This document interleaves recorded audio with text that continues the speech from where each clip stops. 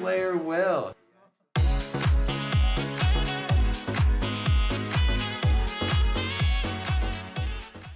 Welcome back, Visions fans. Ready Player Will here. Today we're doing the Irvine character review, and pretty straightforward stuff here. The character overview, talking about his kit, the jobs, some of the basic attributes, the base and total stat analysis, along with some other stats that lead up to the report card, where we can judge those stats relative to some of the other units, get a better feel for his kit, where then I'll talk about the general thoughts to kind of highlight some certain things based upon what I think overall. We'll then go a little deeper into the passives, the counters, the job abilities, AI and auto priority sub-jobs, or we'll talk a little bit about Irvine's X Factor as a missile unit, kind of tying into my video a couple days ago from whether or not Missile is dead in War of the Visions. We'll look at the TMR review, job-based vision card eligibility, Esper Synergies, and then weapon optimization. So kicking things off, brand new Dark unit added to the game here. They've given him the Confident Sniper as a unique main job, with the Hunter and Viking subjobs as well. He does equip guns and hats, cloths, and accessories with a move of 3, jump of 1 as a 90 cost unit. Now I do recommend 50 faith, but there is a case to be made why you might 97 faith him,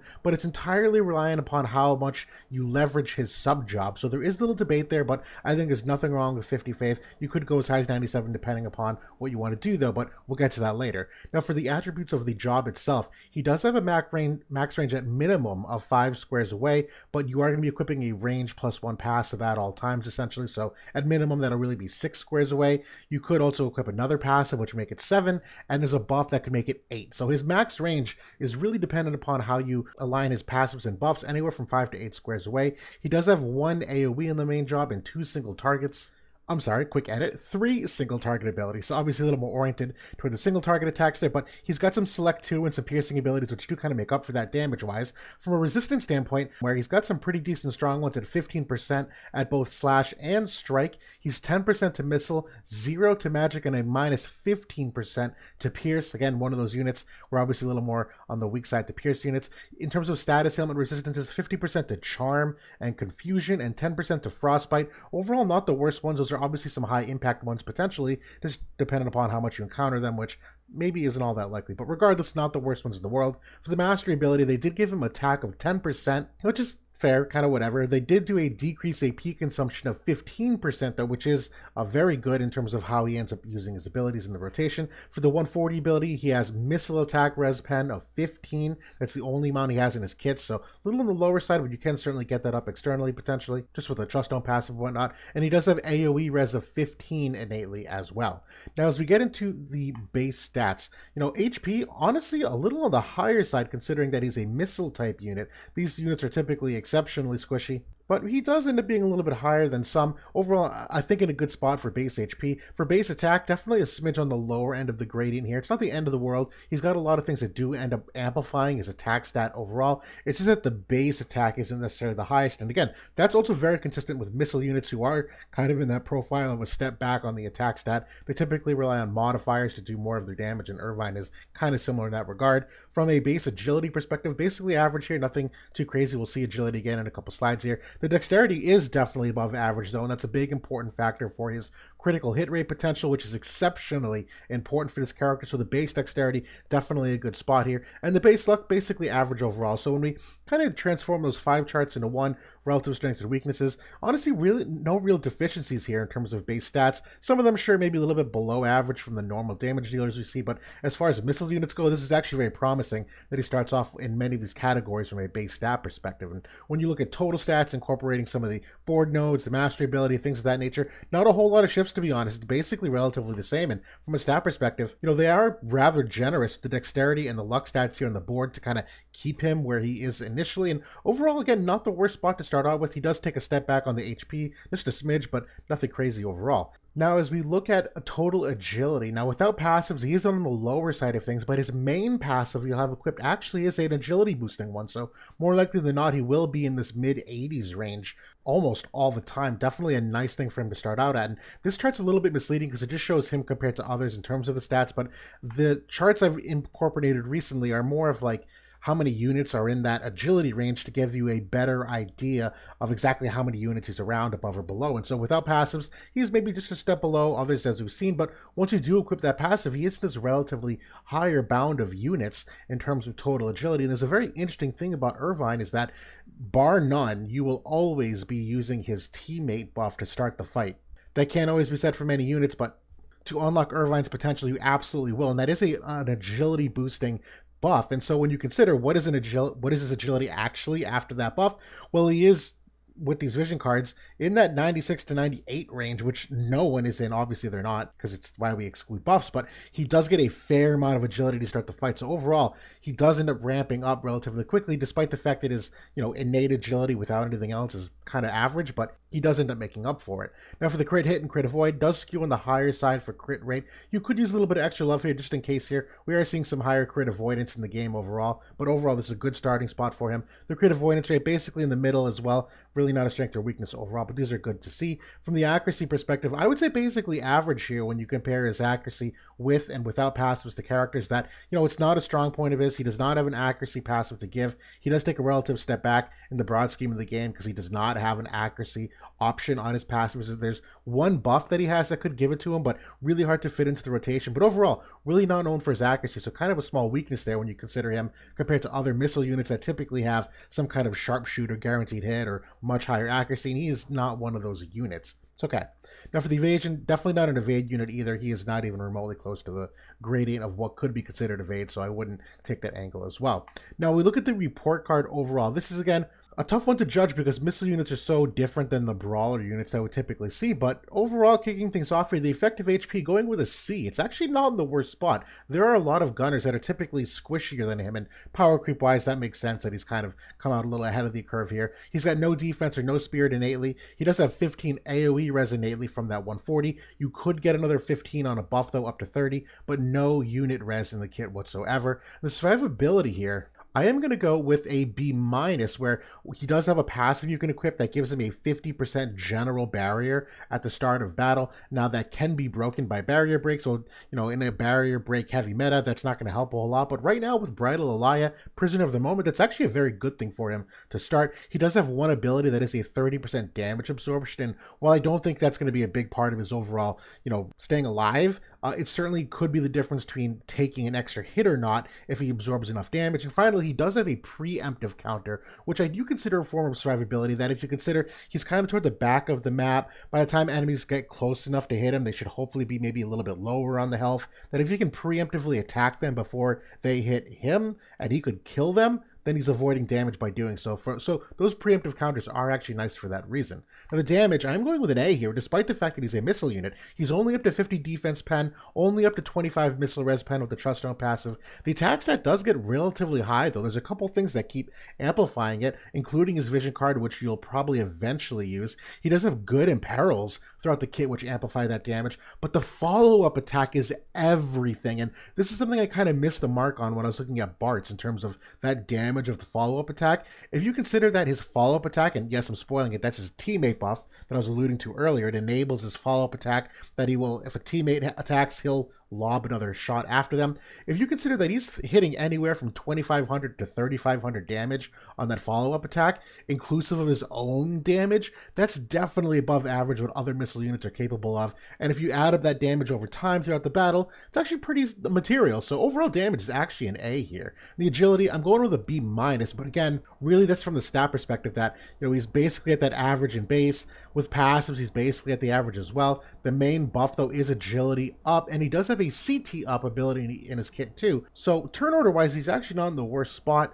The accuracy, I'm going with a C here. Average accuracy, no guaranteed hit. Only the accuracy buff on the sub, which I don't think you'll probably use all that often, so it's kind of whatever. The evasion, going with a D here. No evasion upside for me. The movement, also a D. There's no movement capabilities. Not even a move -1, which you've seen characters like Rugia and Elia, who are gunners, use. Irvine does not have that, kind of unfortunately. The auto ease of use, though, going with a D here as well.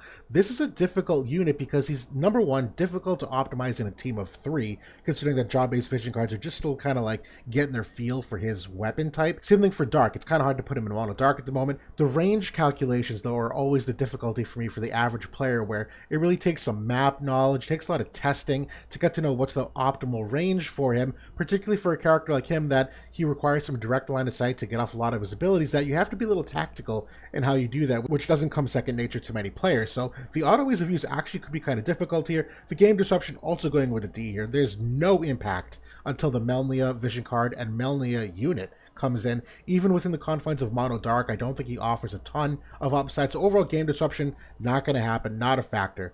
The passives, going with a B though, great main passive. The others are definitely versatile for him though. I like what they did for some of the others. I wish they had a move -1. That's okay, not the end of the world. The counter abilities, going with an A- here. I actually do like that preemptive counter for what we're seeing for the vast majority of meta damage dealers in the game. And the overall job and kit, going with an A- here. He's got up to 3 imperils, amazing follow-up damage to pair with a ranged teammate specifically. He's got nice protect and shell removal on one ability, a bunch of multi-hit through some of the kit, and multi-target. Overall, there's a lot of things to like about the abilities themselves for a final grade of a B here.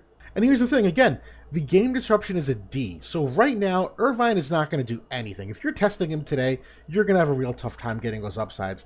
But strictly speaking, as a missile unit, he's one of the best in the game. He's among there with some of the others for what he can potentially do. And so while the timing isn't great right now, as a character, there's actually still a lot of things that conceptually he does well by himself. So I would keep that really in the context of things. It's kind of the opposite of my Renoa analysis, where right now she's like an S tier, astounding, excellent unit. But in the broad scheme of the game, as things go on, I think she's probably going to suffer a little more. And I think it's kind of reverse here for Irvine.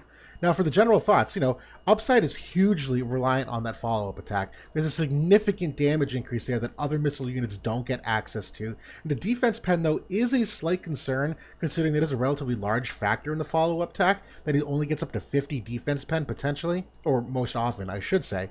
But overall, the follow-up attack is a big piece of this here, primarily when you pair him with another missile unit, where if you have 2 missile units going, shot for shot with each other, and Irvine's just following up their damage, that's a great anti-courage mechanic. That's a great way to chip in some extra damage into the battlefield. Overall, that is a massive upside for him. Now, he also has good imperils for damage amplification, where he has 20 unit res imperil, which is good for that follow-up attack, which scales off unit res. There's a 30% missile res imperil. You also have a 25% missile res imperil on a counter ability. I wouldn't recommend it, but it's there. And there is a 25% dark imperil on that same counter ability. So again, you have a couple different options depending upon what you want to do, but it's nice that he has access to these at least. The main job is limited by the line of sight shots in terms of being able to see the enemy, but the hunter sub job I kind of slept on a little bit on first look of him. It still brings a ton of value overall, and I like the hunter sub job a lot for him. His main sub job will also offer some nice extra utility. The status effects, the healing power down, that's really you get into the faith debate, as I was alluding to earlier. He does get to a very serviceable attack level as well, where his main buff is 40% attack. His barrier passive adds another 24% attack. Overall, I think he gets to a pretty decent spot, all things considered, for a missile unit. And ultimately, we'll see huge value with Melnia. Not only the character, she offers some unique things that he doesn't have in the kit. They complement each other very well. But the vision card primarily is the engine that makes Gunners run post 3rd anniversary. We don't have that yet, but he does also have good AP management, just kind of polishing things off here, where all skills cost 15% less, and his main buff is 40 TP, so he will get a fair amount of that upon first usage. As we look into the passive abilities here, now getting into the kit, Sniper among snipers is the best one here. It's 40 defense pen, range +1, and agility 12%. Those are all things he desperately wants. That's an excellent way to start off here. The next one is really kind of a chess matchup, whether you want that increased range of 1, depending on the map, or do you go for that secondary passive here? That's the barrier, 50% all damage types one time, which also the 24% attack buff. I think both those obviously very good choices depending upon the map. The rest of these are okay. I don't think any one of them are really better than Hunter's Eye or Delicate Field Prep as your second option, though. And for the counter abilities, I do think Quick Draw is the superior option here. This is a 5 square or range away counter ability, even more if you have range enabled, so technically up to 6, or 7, or 8. So this is great range. Obviously, line of sight, which is kind of fair. You might be shooting a teammate in the back of the head by accident, but overall, it's a 50% chance to proc against slash and strike damage, the two most dominant damage types in the game. So this is a great counter ability considering the timing of things right now. And Dark Snare is that other imperil option I was alluding to. This one's okay. I just don't love it for him as much. I think I'd prefer the preemptive damage here.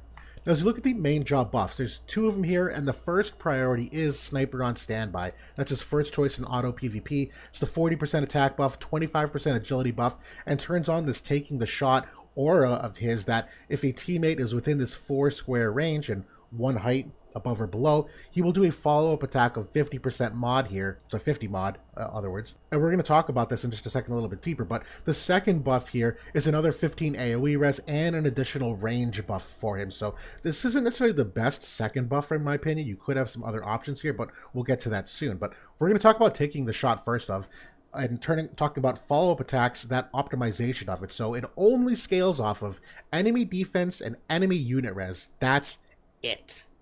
It's not missile res, there's no dark res, it's literally just those 2 attributes. And then in terms of amplifying the damage for it, crit rate is very important because crit modifiers are a huge bump. That if you consider the innate modifier is only 50, and you get another 25 from crit alone, and maybe some extra crit damage modifiers from other places, making sure the crit rate is high and the crit damage is there as well is a big thing. The human killer is also a big part of this too, where you can stack up some of those extra modifiers. Overall, giving him extra attack does a little bit, but really not nearly as much value as adding modifiers, namely the crit damage and the human killer here. Now for the main job, offensive abilities.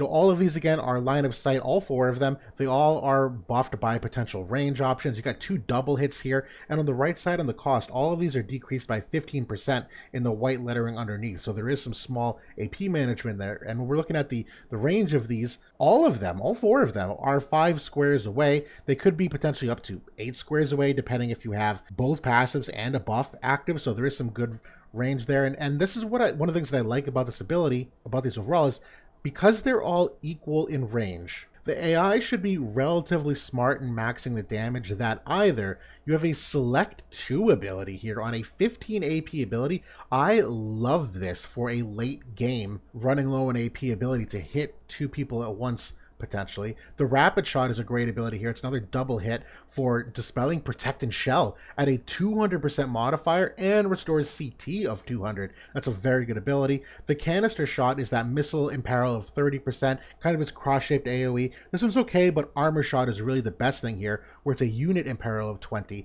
because that's going to help amplify his follow-up damage that we were just talking about a second ago as well. And this is also a piercing ability, so technically if there's 2 enemies and you're shooting the one furthest away from you, you will shoot through the enemy in front of you first. So you could technically count this as like a pseudo AoE, and then it could potentially hit multiple targets. It's also the absorb 30% of the damage done. So overall, this is a pretty solid main job, strictly speaking. There's a lot of ways to attack your enemies in this perspective. And we look at the limit break here. This is where I'm actually not a huge fan. It's only exactly targeting directly in front of you or on your left and right. It's a triple hit ability for 42 AP, 200% mod, increases that defense pen by 30, so you would bring him up to 80 defense pen by doing so.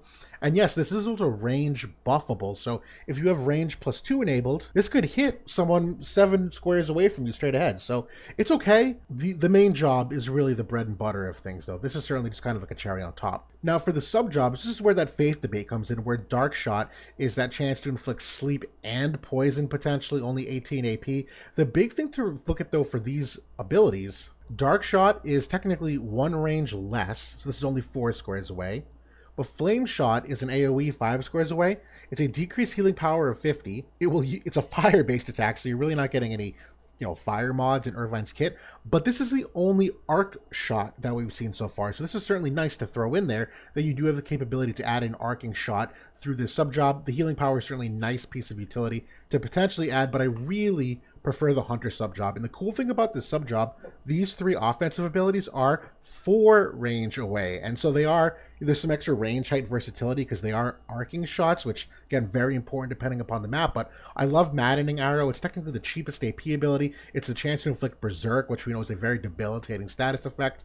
Clean Piercer is fine. We tend to turn this off, though. It's a little bit of a tank buster, potentially, where you have that defense pen and the missile res pen for just that cast. It's just that the cast time makes things a little weird with this sometimes, so it's okay, but not always reliable. But Triple Flight is a legit, actual, awesome ability here. For 17 AP, you get a triple hit. It's an increase of modifier, too, if people are hasted or berserked, and there's a ton of haste in the fight right now. So yeah, this is potentially a very strong modifier and will decrease AP by 20% when performing a critical hit, which he likely will be. So I really like Triple Flight here overall. I think the Hunter Subjob is the excellent second option, but again, there's some utility on Confident Sniper too that does have some nice benefits should you want to lean into it. Now for the Viking Subjob, to me, this is really just here for, man, I don't know, adding some passives or something. I really don't think there's anything here in this job that adds any value to him. Even the Rebellious Spirit buff is not a good one. He already gets 40% attack on his main buff. 10 defense is kind of whatever. The defense pen is nice, but not in lieu of one of his other buffs or a potential TMR.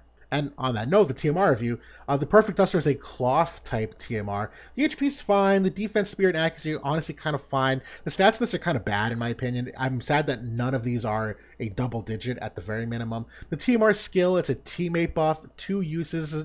It's a 30 missile attack and decreased chance of being targeted by 6. It's okay. I don't think the missile attack of 30 is ideal. I wish it was human killer 30, quite honestly, because they would do a lot for his follow-up attack. The missile attack here does nothing for that portion of it, and the decreased chance of being targeted is kind of nice. We've seen these on a few TMRs, and not all of them are teammate buffs. So this is an interesting one to add into things. Certainly, would you consider pairing with another missile unit that you can give each other both a 30 modifier up? But outside of that, a little bit niche in my opinion. It's fair. But for the job-based vision cards now, this is where we need a fair amount of patience at the moment, where this Melnia vision card in the top right that has the unit res, the reaction block, and the agility.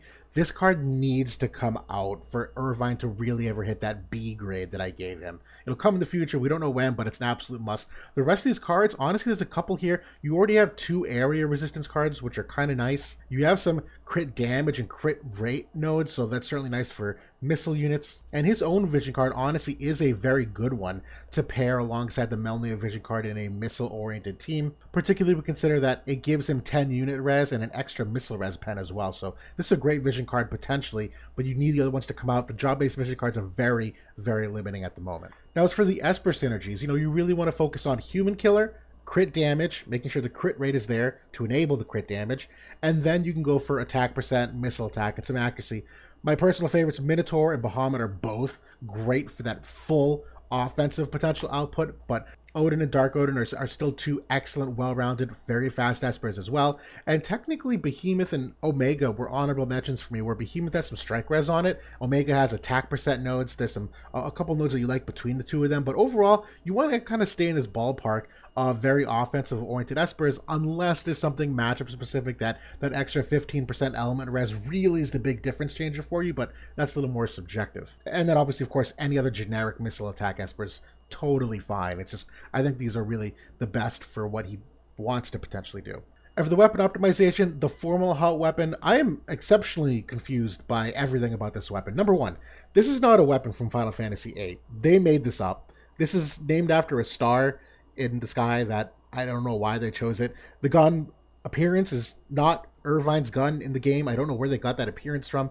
Everything about it's very odd. Even the ability itself, this unique ability of crit rate 15. Number one, that crit rate 15 is very pedestrian. Number two, this is a 20% attack debuff upon a critical hit.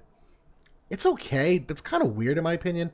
It doesn't really offer a ton, but honorable mention that it does stack with other kinds of attack breaks because it's technically a different kind of mechanic because it's relying on critical hits. So if you can stack up some attack debuffs between him and an external unit, that actually might have some damage reducing potential, but it's overall just kind of very confusing weapon to me, where I think optimally I like Lars dual pistols, where here you still get that same 15 crit rate. You get 20 crit damage though, which is 10 more than a Trust Dome passive. That crit damage will definitely feed well into his follow-up attack, which I'm trying to prioritize. It's got a stronger attack stat here. Overall, I think this is a better weapon, but the other one, I guess, is a little more niche. Honorable mention, Razalgethi is still a very good one, though, too, from the perspective that it's the highest attack stat on here. And the max damage of 1,000, I wouldn't sleep on, if only because the imperils, and when you consider in the future with other missile units, there is a potential chance he could hit max damage. I don't love it, but for people not prepared for it, it certainly could potentially happen. But I think a very, very strong honorable mention is the Vega weapon here, if only for the accuracy of 31. Yeah, again, you're getting 20 missile attack here, which is a sizable modifier compared to some of the other ones, or at least the Trust Dome passive. And adding 31 accuracy here for a very average accurate character, I actually think is a good thing. So again, you're comparing all these weapons. I don't really think his personal weapon is the best for him like it is for some other characters. I think the Lara pistols are great for that crit damage, but this is certainly nice just for well rounding out some of those stats. But finally mentioning the Trials of Reckoning item. Again, this is also very nice for that slash and strike res, which his counter ability is kind of gearing him to go up against. The Human Killer 15 is very important for that follow-up attack damage, where again, Human Killer is one of the modifiers that apply to it. And the attack 30% is okay. It's basically getting an extra 10% attack from a Trust Dome passive, which is like, I don't know, about 30 extra attack. It's not make or break for him. This is okay. It's really for the modifier here. And even then, I think it's debatable whether or not the Genji glove could be just as good for damage or not. It's still very strong for him, though, for maximizing that follow-up damage. But that's the Irvine character review in a nutshell. I know, again, it's kind of a mixed bag here in terms of the actual impact you'll see, but theoretically, he is a very solid missile unit. When you look at all the missile units in the game, he is amongst the upper echelon of them, though. So if you are looking to use missile in the future, he is certainly one who's probably going to do the best out of that target selection group. And to be honest, we are in this road to worldwide now where we have a very small 1-month horizon of what's going to be coming. All it takes is like another busted gun vision card or another great, gun unit or who knows what, or new weapon to come out that Irvine could change at the snap of a finger. That's kind of the boom or bust of being so close to the JP timeline at that point. So that's why I'm trying to be as objective as I can and looking at him not being a prisoner of the moment. But that's my thoughts for now. So thanks for watching, everybody. I'll talk to you all later.